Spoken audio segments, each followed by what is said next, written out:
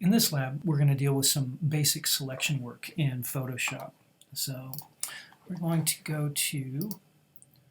I'm going to open a file here, and I'm going to open this file called Bagpipe Player. And this is the same file you've got on Titanium in your lab folder.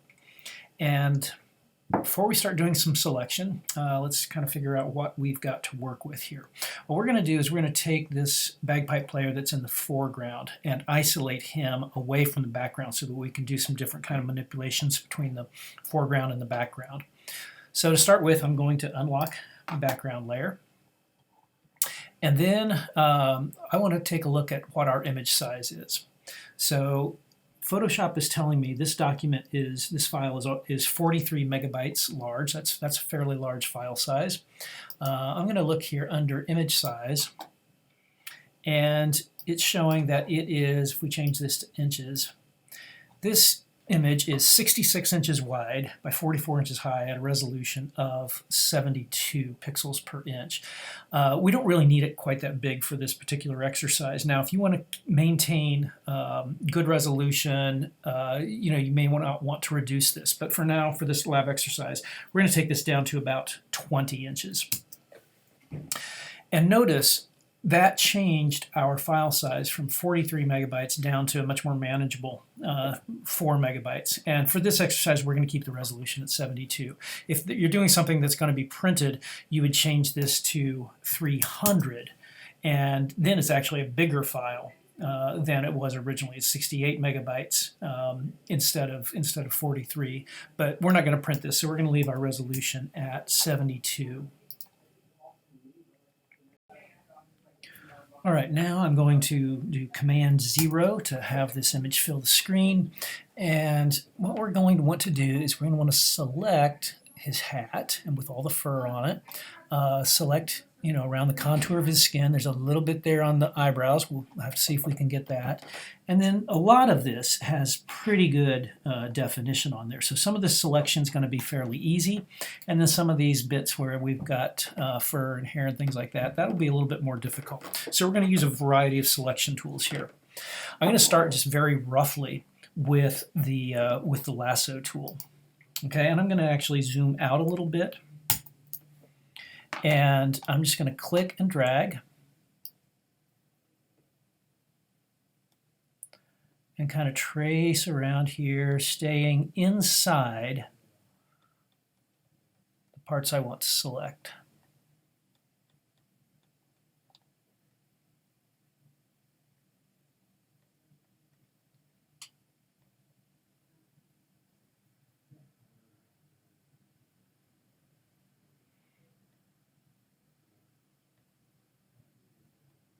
Now, it's a rough selection, but I've gotten a fairly good outline here. I'm going to go back to my starting point, and that's our start. With Photoshop, you've got a variety of selection tools that you can use. I'm going to add to this selection just to get these little bits that I missed by, still with the lasso tool. I'm going to hold down the Shift key, and you can see the little plus sign beside it. That means I can add to it. So I can grab and go get these bits in the corners. If there are some large areas that you missed, you can add those as well right now. Now, this isn't a selection that I can really work with, but like I said, it's a starting point. I'm going to save this selection so that I can load it back up again in a minute. And that's a good idea to learn how to save your selections. So we go under our Select menu, say Select or Save Selection, give it a name, call it something like Rough First Selection. Okay, now if I deselect or Command D, I've let that selection go, and I can show you how this might work with a couple of the other selection tools. We could try the magic wand, and the magic wand selects based on a tolerance that you set and trying to go out and catch pixels that are the same color. And notice though, it's gone out and it's selected some of the other bagpipe players' black straps. I can add to that by clicking in here. And this is not really a very good photo for using the magic wand selection tool because there's just so many different colors in it and too many things going on. So I'll deselect that. Another one that you might try sometime is called the quick selection tool, and you can set different brush sizes with this and everything, but basically it goes out and you kind of click and drag through an area. And notice that's doing a pretty good job selecting the areas where there's kind of a definite contour.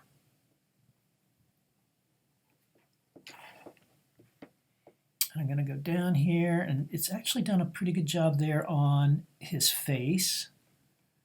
And there it's starting to go out a little bit farther than we want. And then we'll see if we can get some of this. See, that went too far there. Okay, so that's one option there. May try that again, but it's getting a little bit more than we want. So what I would probably do is a combination of different selection tools here. So let's go back to that original selection. Rough first selection, load that up, and that's reselected it. Now what I'm going to do is use some different tools in different areas and kind of add to this selection, make it a little bit finer. So I'm going to zoom in. We're going to start with this face. And I've got my hand tool selected so I can move things around a little bit. Now if you looked at the video on zooming in and zooming out, you know that you don't have to leave your tool. So I'm going to use the magnetic lasso tool and then to add to the selection, which would be the shift key. But if I want to move around without deactivating this tool, I simply press the space bar, and that brings my hand tool back up. So I want to get up to the top of his face here. And then now with my magnetic lasso tool, I'm going to hold down the shift key so that that tells me I'm adding to the selection. I'm going to start inside my selection, lay down a point, and I'm putting that right there at that edge of the black so that I know where to come back to. And that's doing a pretty good job there. Going to let it get a little bit more of his face. And then space to get the hand, move that up, go back to my selection, and it's a pretty good detail here. You can see the hairs inside his nose. How about that?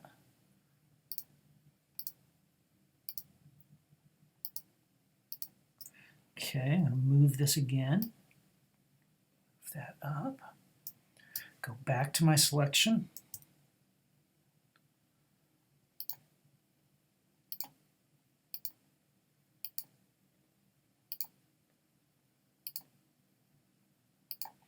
move it again.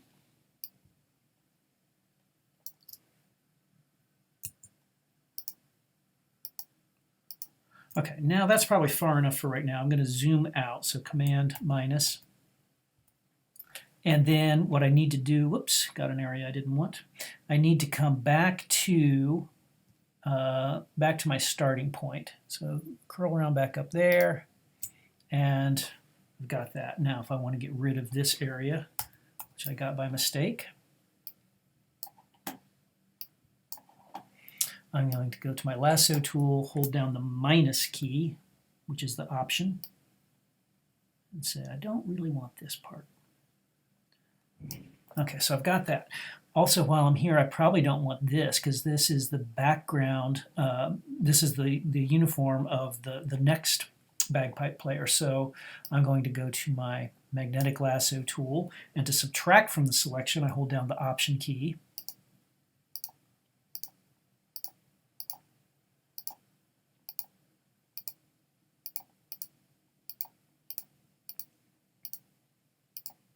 Come back up around here.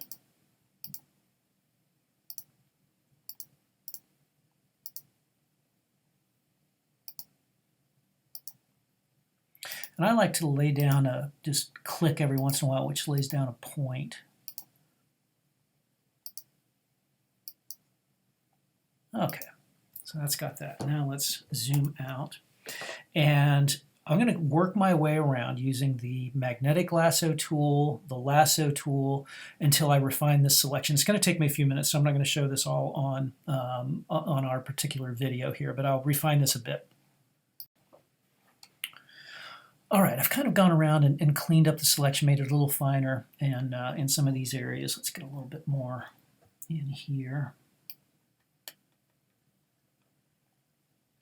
And about all I've got left is these areas in the fuzzy bits and the hair that I'm going to have to deal with a little bit. Now I'm going to select a little bit of those just with the lasso, regular lasso tool. So holding down the Shift key, I'm going to get out here and get just a little bit of that. Basically so that Photoshop has a better chance of getting the contours here. I'm going to get a little bit of this out in here. And then we're going to go into the select and mask function. Get a little bit more there. All right, so let's save this selection again. So we're going to do save selection and just call this second selection. And then we're ready to do the next function, which is to really refine this using the select and mask. Okay, this is where it gets kind of fun. So you can see we've got pretty good selection in the crisp areas here. Missing a little bit there. We'll have to go see if we can get that. But we don't have a lot. We don't have all the fine edges here in the fur from his hat. We don't have his eyebrow and things like that. And we need some little bit more here. So we're going to click on this select and mask function. And you've got different overlays here that you know, some photos, you know, maybe you want to see it this way. You know, you've got different options here. I usually use this one and then maybe set the opacity to where I can still see these bits that I want to capture. But just, you know, use whichever view is most comfortable for you. Now, it hasn't made any selections here, but it's doing a good job of showing us what we don't have selected. And to do this, what we're going to do is we're going to turn on the Smart Radius. So check this. And then take this radius up. And how far you take it up is a function of how wide your area is that you need to go out and grab detail. It's also a function of the resolution and things like that. So you just have to play with this. I'm going to just kind of move this slowly, take it out to about, let's take it out to about 20 pixels. And look at that. Okay, it has done a pretty good job of catching some of that fur. Let's zoom in and have a closer look.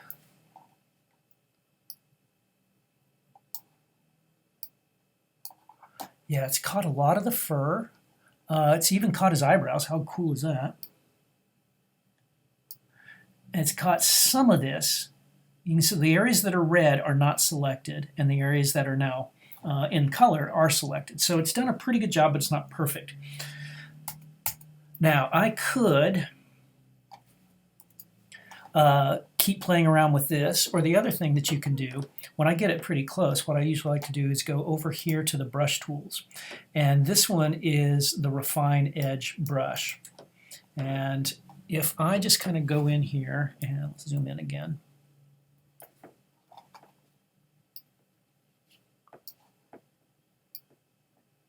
And if I just click and drag over this area,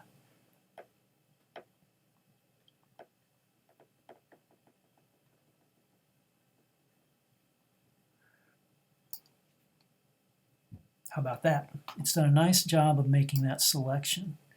Try again around the eyebrows. Things look pretty good there. It's not going to hurt anything if you try it in the areas where you don't need to do selection. Ideally, it just won't catch anything. Let's see how it did on the edge detection. Yeah, there was a part over in here where we hadn't gotten it, and it already did a nice job finding that edge. So this selection is looking pretty good. And let's go up in here. We'll probably have a little bit we need to correct. So I'm just clicking and dragging on this, and you can see it's changing from red to its actual color. A little bit there. come down in here. Okay, that's pretty good. Command 0. So we've got our selection finished. What do we want to do with this? We want to make sure we save it, right?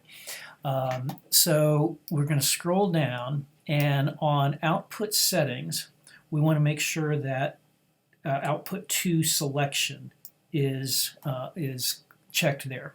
And so if I click OK, now it has taken my original selection and refined it. Okay, so let's save that one. So we're going to do save selection, and we'll call this final foreground. Okay. Now I want to select the rest of the image. And to do that, I simply go to my select menu and say select inverse, and that's going to get everything that is not part of the original selection. And I'll save that. So and I'll call that background.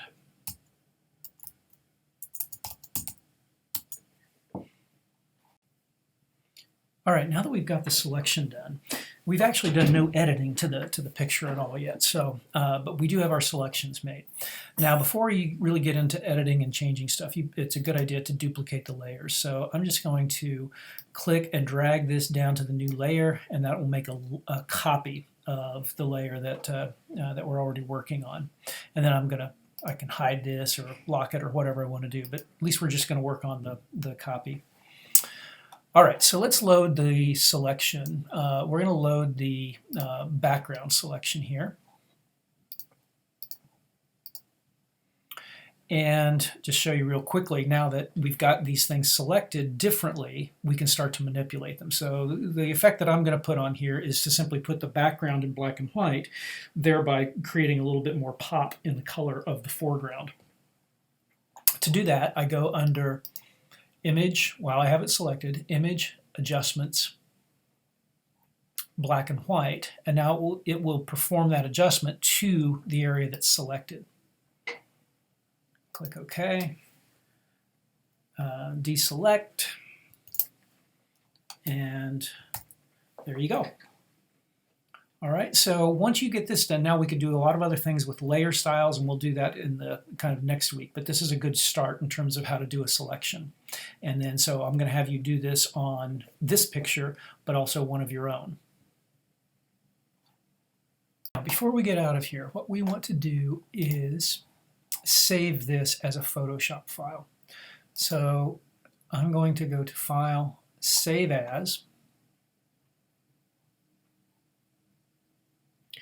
And then we're going to call this Bagpipe Player PSD, and that will save my original Bagpipe Player JPEG in the version that we started from. So Bagpipe Player PSD, and there we go.